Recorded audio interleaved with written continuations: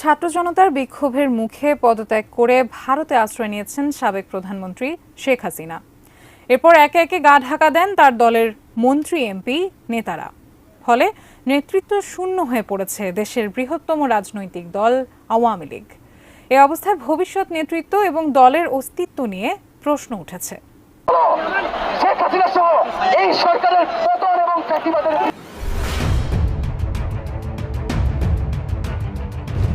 সাবেক প্রধানমন্ত্রী শেখ হাসিনার সরকার ক্ষমতা হারানোর 6 মাস পার হয়ে গেলেও এখনও দেশের রাজনীতিতে সক্রিয় হতে পারছে না আওয়ামী লীগ।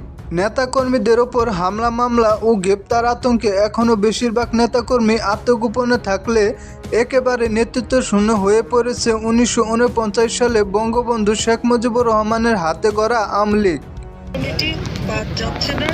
তাদের মধ্যে মিথ্যা মামলা আর সেই সাথে 5 আগস্টের পর আওয়ামী লীগের নেতৃত্বে পরিবর্তনের গুঞ্জন উঠলেও বিভিন্ন সভা সমাবেশে সাবেক প্রধানমন্ত্রী শেখ হাসিনা ভার্চুয়ালি যুক্ত হয়ে নেতাকর্মীদের উদ্দেশ্যে বক্তব্য দেওয়ার পর অনেকটাই পরিষ্কার এখনও শেখ হাসিনায় আস্থা রাখছেন নেতাকর্মীরা।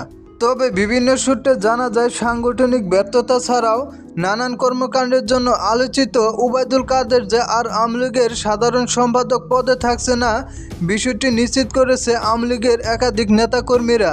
এছাড়াও সাবেক সংসদ সদস্য সাবের হোসেন চৌধুরী ও সাবেক রাষ্ট্রপতি আব্দুল হামিদকে আওয়ামী লীগের গুরুত্বপূর্ণ পদে দেখা যেতে পারে।